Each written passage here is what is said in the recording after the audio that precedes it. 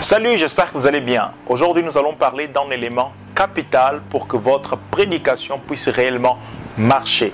Sans cet élément, il est impossible d'être efficace ou encore savoir comment est-ce que notre prédication a répondu à un besoin. Quel est ce besoin? Quel besoin notre prédication a eu à répondre en ce jour? De quoi s'agit-il? Ça s'appelle l'intention de votre prédication.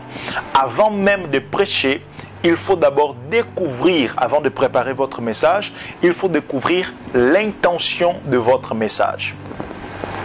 J'ai remarqué que la plupart du temps, quand nous sommes programmés pour prêcher, quand nous devons aller prêcher, ce que nous faisons, c'est de nous placer devant Dieu, en tout cas pour ceux qui sont sérieux. D'ailleurs, on le recommande, il ne faut pas prêcher parce qu'on connaît les Écritures, parce que prêcher, c'est annoncer, dire une parole de Dieu à l'assemblée, annoncer l'évangile. Cette bonne nouvelle n'est pas seulement basée sur la connaissance que nous avons des Écritures, mais nous l'annonçons parce que nous sommes convaincus que c'est Dieu qui veut que nous puissions annoncer cette bonne nouvelle en ce jour, annoncer une nouvelle spécifique pour un contexte spécifique à un peuple spécifique.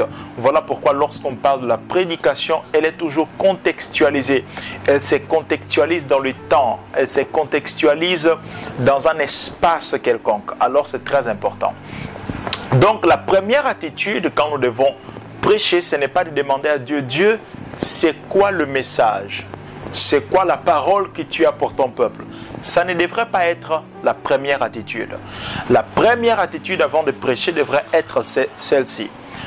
De reconnaître, de se mettre devant Dieu pour connaître l'intention qu'il a en ce jour pour son peuple. Qu'est-ce qu'il veut faire par la parole qu'il a? Quelle est l'action qu'il veut faire par son esprit au milieu de son peuple? C'est ce qu'on appelle l'intention de la prédication, c'est-à-dire ce que Dieu désire faire au milieu de son peuple par son esprit. Mais certainement, vous le savez, le Saint-Esprit pour agir, il a besoin de la parole. Donc, c'est après avoir su l'intention qu'on demande ensuite à Dieu la parole.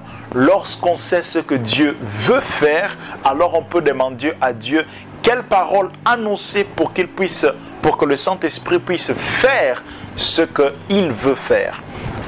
Donc, dans votre vie de prédicateur, vous devrez avoir en conscience ceci.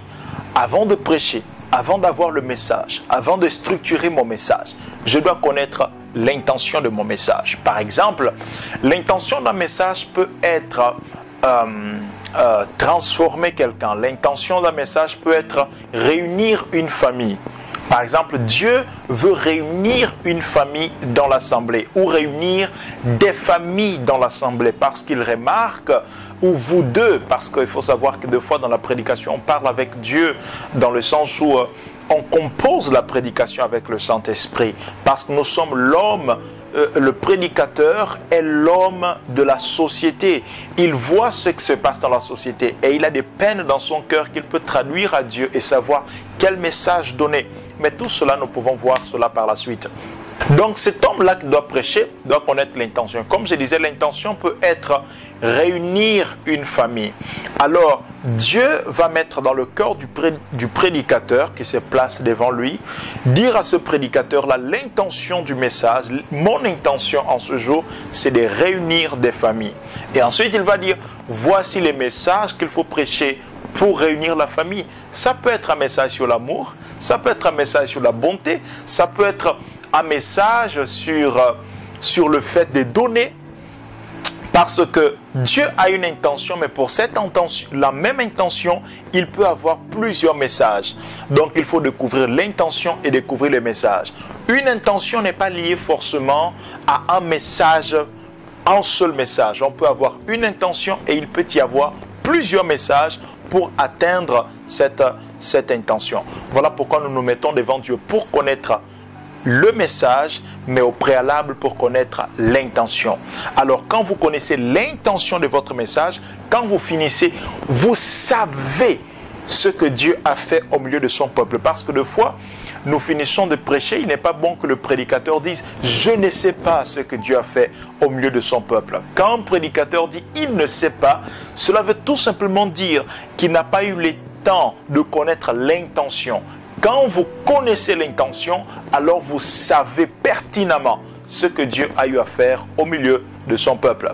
Donc, ce que je veux vous passer aujourd'hui, c'est de découvrir l'intention de votre message. Quelle est l'intention de votre message? C'est très capital pour que vous puissiez toujours connaître l'action de Dieu dans votre assemblée ou ce que Dieu a eu à faire avec vous. Après l'intention, vous connaissez le message, ensuite vous structurez les messages, ainsi de suite, ainsi de suite. Que le Seigneur vous bénisse abondamment, comme j'ai l'habitude de dire. Si vous n'êtes pas encore abonné, abonnez-vous sur la chaîne, partagez également cette vidéo avec tous ceux qui veulent apprendre à prêcher. Et si vous avez un sujet quelconque, une préoccupation concernant la prédication, n'hésitez pas de laisser ça dans le commentaire et nous serons en train de vous répondre. Que le Seigneur vous bénisse abondamment et à très bientôt.